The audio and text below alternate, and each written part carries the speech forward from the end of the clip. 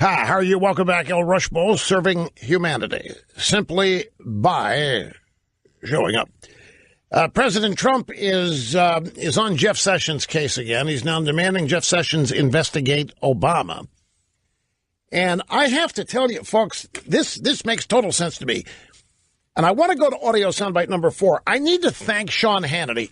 Sean Hannity played a clip from this program from Monday on his Fox TV show last night, and he was discussing if the Russians have been indicted here.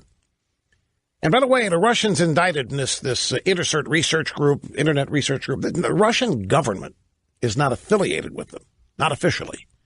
I mean, the head honcho of the Internet research group or association, whatever their name is, he knows Putin, but the Russian government is not connected with these Russian trolls. Oh, and I was very happy. Rich Lowry has a column today that I ran at National Review, New York Post, making another point that said, I've been pointing out since last week, since this Mueller indictment happened, that the Russians are pikers compared to us.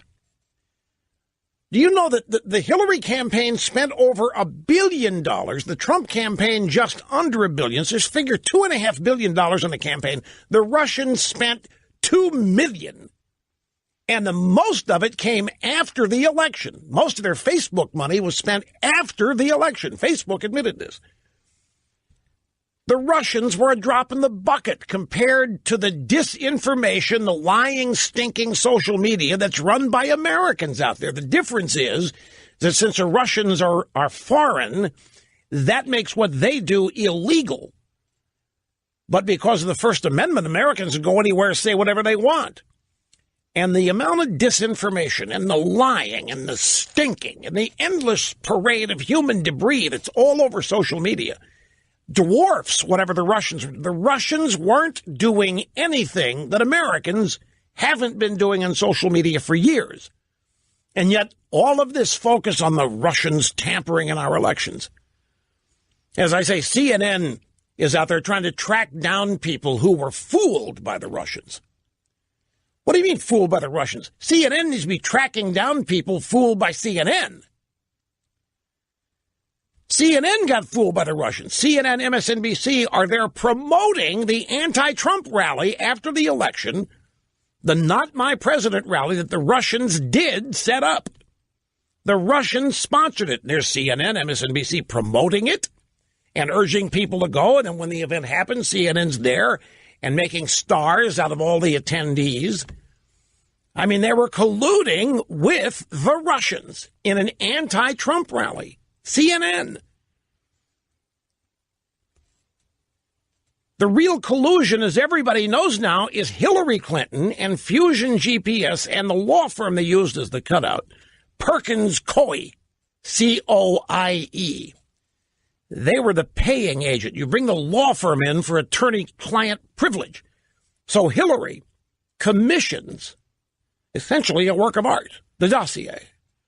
And this Christopher Steele guy was hired by Fusion GPS and paid by the law firm to go out and produce this dossier and make it look like it was legitimate intel.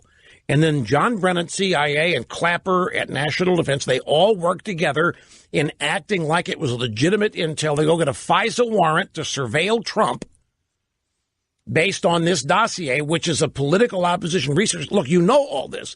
So Trump is saying, look, there wasn't any collusion here, and it's just been announced. Mueller said that none of this the Russians did had anything to do with the outcome of the election, and that any activity the Russians had with Trump people, they were unwitting. The Trump people didn't know when they were interacting with Russians if they were. So Trump naturally is claiming a bit of exoneration. He says, but wait, there was collusion between somebody in Russia, and it was Hillary Clinton and the Democrat Party and Barack Obama and his Department of Justice. So the question has come up, well, if Mueller can indict the Russians, why can't he indict Hillary and Fusion GPS and Christopher Steele? And the answer is very simple, and it's also very sneaky. take a look at that indictment. This indictment is written very, very craftily. It is very, very good in its disinformation. The indictment describes all of the things the Russians were doing to try to interfere in our democratic process. It describes the trolling and the way they were using internet bots and other bad actors to influence the American people to think one way or the other. But then when you get in the indictment to the charges, you see that the charges are not any of that. No, the Russians are charged with mail fraud. The Russians are charged with wire fraud. The Russians are charged with defrauding the U.S. government. The Russians are charged with identity theft. The Russians weren't charged with interfering in American elections. So there was a knee-jerk reaction. Well, hey, doesn't this open up Hillary and Steele and Fusion GPS? Doesn't this just make them the next start? No. Because Hillary and Fusion GPS, mail fraud, wire fraud, defrauding U.S. government, identity theft, none of that's applicable. And so Sean played the clip of the radio show from last Friday. I think it was Monday, actually, where we described this. Because there were some people that were all hot to trot on this, that it had to mean the logical conclusion that Mueller had to next go after Hillary and Steele and Fusion GPS. Rush Limbaugh hit an amazing point on his radio show yesterday about why Mueller only indicted the Russians for certain crimes. He nails it. This is brilliant. Take a look. The things these Russians were charged with in the Mueller indictment are wire fraud, defrauding the United States, mail fraud. These charges that the Russians were hit with in this indictment have nothing to do with the avowed purpose of the special counsel investigation. Literally nothing to do with it. And if these Russians were charged the way everybody thought charges were going to happen, then they could charge Hillary and they could charge Christopher Steele and Fusion GPS. But they can't be charged just because the Russians have been, because the charges are different. That's why they didn't go after the FEC issues. That's why they didn't go after the FARC issue. What Russia's saying here is brilliant. It's that Mueller may have been shielding Hillary Clinton by limiting the charges announced against the Russian trolls, because all of that could have been applied to Fusion GPS, Hillary Clinton, the campaign, Perkins Coie, and the rest of them. Brilliant point. Right.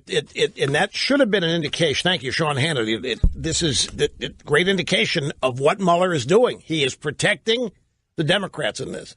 He's protecting Hillary. He's protecting Steele of Fusion GPS. And by extension, he's protecting Obama.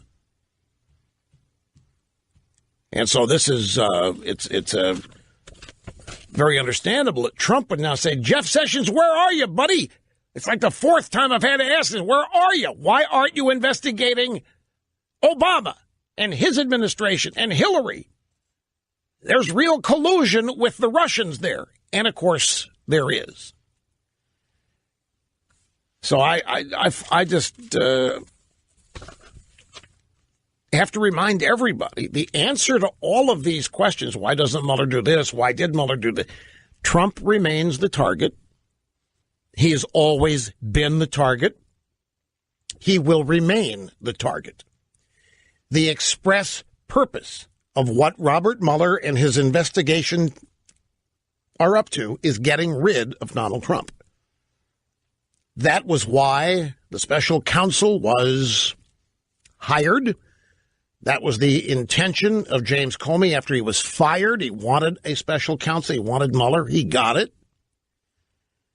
Mueller was not given a crime to pursue, so basically he has a legal fishing expedition with no time limit and no financial constraints. And the objective remains to rid Washington, D.C. of Donald Trump. That has not changed from the day after the election. It remains the objective today in terms of this specific investigation and everything else that is ancillary to it. And they don't take a day off. Now, they're announcing indictments of these fringe figures that you never heard of, like the lawyer from Skadden Arps in London, and Carter Page, who's now announced he's going to sue the government for $1 to try to get his reputation back, because he didn't do anything. And Manafort remains in the crosshairs.